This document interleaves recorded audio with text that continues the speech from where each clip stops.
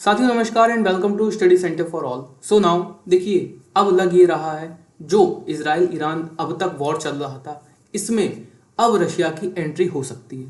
देखिए हम ऐसा क्यों कह रहे हैं, इस बात पर चर्चा कर लेते हैं।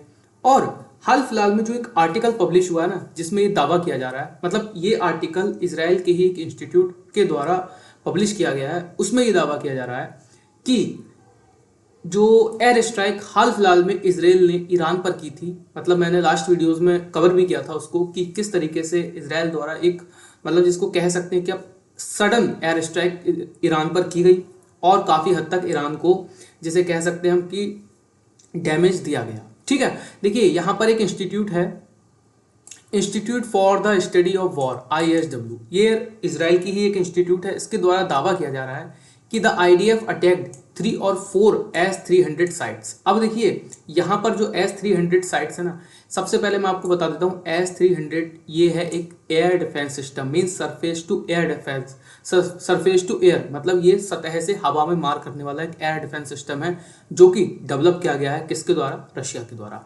अब रशिया के द्वारा ये एयर डिफेंस सिस्टम दिया गया था ईरान को। ठीक है, तो लगभग 3 और 4 साइट्स थी जहां पर ये एयर डिफेंस सिस्टम डिप्लॉय था। ठीक है, उन साइट्स को नष्ट किया है किसने? इसराइल ने अपनी एयर स्ट्राइक में। ठीक, including one site of Imam Khomeini international airport near Tehran, means जो ईरान की कैपिटल है वहां पर जो इमाम खोमेनी इंटरनेशनल एयरपोर्ट है उसके पास ही डिप्लॉय था। उन तीनों चारों साइट्स को इसराइल ने अपनी एयर स्ट्राइक में नष्ट कर दिया है। देखिए यही कारण है कि हम लोग देख सकते हैं कि अब रशिया की इस युद्ध में एंट्री हो सकती है। कहीं ना कहीं जिस तरीके से इसराइल चाह रहा था कि अमेरिका डायरेक्ट इन्वॉल्व हो उसके साथ युद्ध में, उसी तरीके से ईरान भी यही चाह रहा है कि कैसे भी रशिया इन्वॉल्व हो उसके साथ युद्ध में। अब देखिए था क्या, जब ये जैसे ही ये आर्टिकल पब्लिश होता है उसके बाद वर्ल्ड मीडिया द्वारा इसे बहुत बारीकी से कवर किया जाता है। ठीक है ना। अब इससे पहले हम देख लेते हैं, जब इसराइल के द्वारा लेबनान में हमले किए जा रहे थे तो लेबनान में कुछ 1-2 साइट्स ऐसी थी रशिया की जहां पर उसके आर्मी बेस थे, या कह लीजिए कि वहां पर रशियन वेपन रखे हुए थे। तो उन साइट्स को भी इसराइल के द्वारा नष्ट किया गया था, जिसके बाद रशिया द्वारा काफ़ी इसराइल को काफ़ी धमकियां भी दी गई थी कि भाई आप इस तरीके से अगर करोगे तो ये इसके अंजाम आपको भुगतने पड़ेंगे। यही कारण है कि आज हम लोग चर्चा कर रहे हैं कि रशिया भी कहीं अब इस वॉर में एंटर तो नहीं कर सकता है। अगर मान के चलिए रशिया इस वॉर में एंटर करता है तो फिर इस वॉर का विस्तार होना लाजमी है। ठीक है, अब देखिए बात कर लेते हैं कि किस तरीके से इसराइल द्वारा एयर स्ट्राइक की गई थी, जिसमें यह दावा किया जा रहा है कि Russian S-300 air defence system के जो 3 से 4 साइट्स हैं उनको नष्ट किया गया। देखिए secretive Iranian military bases damaged in Israeli attack satellite image shows. ठीक है, मींस यहाँ पर आप देख सकते हैं ये जो ईरान के, मतलब इसराइल ने जो ईरान में एयर स्ट्राइक की है हाल फिलहाल में, ये मिलिट्री बेसिस थे ईरान के। ठीक है, ये बहुत ज़्यादा सीक्रेट बेसिस बताए जा रहे थे ईरान के। ठीक है, इनको इसराइल द्वारा अपनी एयर स्ट्राइक में नष्ट कर दिया गया है, काफ़ी हद तक इसको डैमेज कर दिया गया है। मैंने आप लोगों को अपनी जो लास्ट वीडियो कवर की थी उसमें मैंने आपको बताया था कि किस तरीके से इसराइल ने 3 से 4 चरण में अपनी एयर स्ट्राइक को अंजाम दिया और लगभग 100 से 150 के करीब अपने फाइटर जेट्स, जो इनके पास F-15 फाइटर जेट्स हैं, उनको उतारा था किसकी सीमा के अंदर?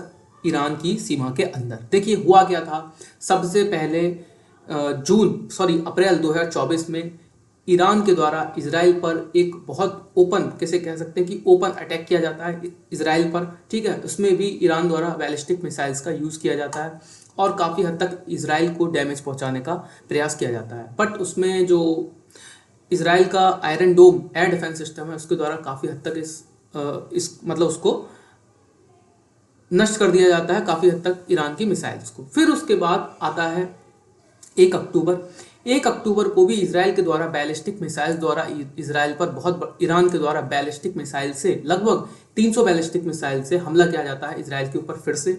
ठीक है, इसमें लगभग ये बताया जाता है कि इसराइल का जो एक बेड़ा था F-15 विमानों का, वो काफ़ी हद तक नष्ट हुआ था। ठीक है, उसके बाद होता क्या है, इसराइल के द्वारा धमकियां दी जाती कि भाई देखो अगर आप इस तरीके से अगर हमले करते रहोगे तो फिर हम भी आपके ऊपर अटैक करेंगे। फिर उसके जस्ट बाद इसराइल द्वारा एक बहुत बड़ा साइबर अटैक किया जाता है किसके ऊपर?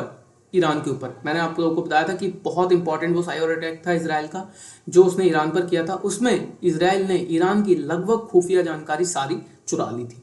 उसके बाद ही इसराइल द्वारा ईरान पर एक एयर स्ट्राइक की गई जिसमें इसराइल द्वारा लगभग अपने 150 F-15 फाइटर जेट्स का इस्तेमाल किया गया और लगभग ये एयर स्ट्राइक शुरू होती है सुबह के 2:30 बजे इंडियन टाइम के अकॉर्डिंग और ये एयर स्ट्राइक चलती है लगभग 5 बजे तक, 5 या 6 बजे तक, जिसमें इसराइल द्वारा किया ये जाता है कि इसराइल फर्स्ट फेज में इसराइल द्वारा बॉम्बिंग की जाती है एयर स्ट्राइक में, जिससे उसके एयर डिफेंस सिस्टम को नष्ट किया जाता है।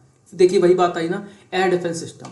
उसमें जो एयर डिफेंस सिस्टम बताया जा रहा था, जो रशिया द्वारा ईरान को एयर डिफेंस सिस्टम S-300, हालांकि ये बहुत पुराना एयर डिफेंस सिस्टम है, लेकिन रशिया द्वारा ये ईरान को प्रोवाइड कराया गया था, जिसकी 3 से 4 साइट्स को लगभग इसराइल द्वारा नष्ट कर दिया जाता है।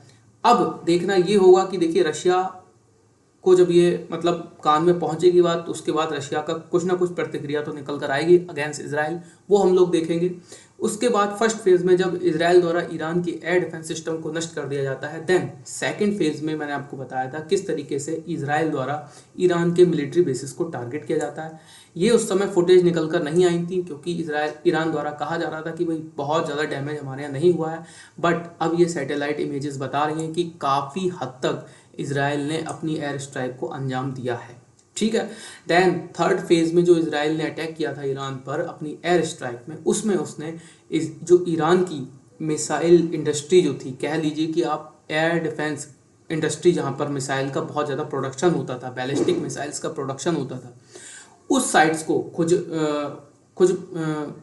खुजमेनिस्तान, ठीक है, खुजिस्तान जो जगह थी ईरान में, उसको टारगेट किया जाता है और काफ़ी हद तक डैमेज पहुंचाने का प्रयास किया जाता है। लगभग बताते हैं कि जो उनकी डिफेंस इंडस्ट्री थी जहां पर मिसाइलों का प्रोडक्शन होता था, उस जगह को पूरी तरह इसराइल द्वारा नष्ट कर दिया जाता है। अब चूंकि ये जो सैटेलाइट फुटेज वायरल हो रही है बहुत ज़्यादा, तो इसमें काफ़ी हद तक पता चल रहा है कि इसराइल द्वारा काफ़ी हद तक डैमेज किया गया है ईरान को। ठीक है, देखिए यहाँ पर बात यही थी हमारी आपको समझाने की कि देखिए इसराइल ने जो एयर स्ट्राइक अपनी की थी उसमें उसने बहुत ज़्यादा डैमेज किया है ईरान को। उसके बाद से ईरान द्वारा लगातार धमकियाँ दी जा रही हैं इसराइल को, इसराइल पर अटैक करने की, रिटर्न अटैक करने की।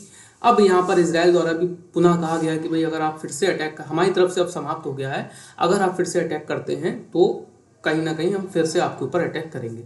तो देखिए कंक्लूजन यही निकलता है कि अगर रशिया, ईरान देखिए चाहेगा, ईरान तो बिल्कुल चाहेगा कि रशिया इस वॉर में एंटर करे एनी हाउ, ठीक है, क्योंकि इस तरीके की न्यूज़ जब रशिया तक पहुंचेगी तो ऑब्वियस सी बात है कि वो अपनी कुछ ना कुछ कड़ी प्रतिक्रिया जताएगा, दर्ज करेगा। ठीक है, ईरान चाहेगा कि रशिया उतरे इस वॉर में, ठीक है, डायरेक्टली या इनडायरेक्टली, क्योंकि रशिया द्वारा हाल फिलहाल में एक स्टेटमेंट दिया गया था जिसमें ये दावा किया जा रहा था कि भाई जो रशिया का S-400 एयर डिफेंस सिस्टम है वो उसको प्रोवाइड कराएगा ईरान को, ठीक है ना, ये दावा किया जा रहा था। हालांकि वो अभी पूरा हुआ या नहीं, बट ऐसे भी कुछ आर्टिकल पब्लिश हुए थे जिसमें ये दावा किया गया था कि रशिया ने अपना S-400 एयर डिफेंस सिस्टम दे दिया है ईरान को। लेकिन मुझे नहीं लगता कि शायद वो एयर डिफेंस सिस्टम इन्होंने दिया है। अगर इन्होंने वो एयर डिफेंस सिस्टम दिया होता तो इसराइल की एयर स्ट्राइक जो थी वो काफ़ी हद तक असफल रहती, लेकिन ऐसा नहीं हुआ है। अब चूंकि फुटेज वायरल हो रहे हैं तो लगभग ये दावा, अंदाज़ा लगाया जा सकता है कि इसराइल ने अपनी एयर स्ट्राइक को काफ़ी हद तक सफल किया है। ठीक है, देखिए आज के मतलब वीडियो में हमें आपको समझाने का उद्देश्य यही था कि अगर इस युद्ध में रशिया एंटर करता है तो आप मान के चलिए कि ईरान, इजराइल, या फिर कह लीजिए कि ईरान और अरब वर्ल्ड इजराइल और अरब वर्ल्ड, इस युद्ध का विस्तार और भी ज़्यादा हो सकता है। और अगर इस युद्ध का विस्तार होता है तो ये वर्ल्ड ऑर्डर को बहुत ज़्यादा हद तक अफेक्ट करेगा। तो आज की वीडियो में इतना ही था, मिलते हैं नेक्स्ट वीडियो में, जुड़े रहिए हमारे साथ। अभी के लिए धन्यवाद।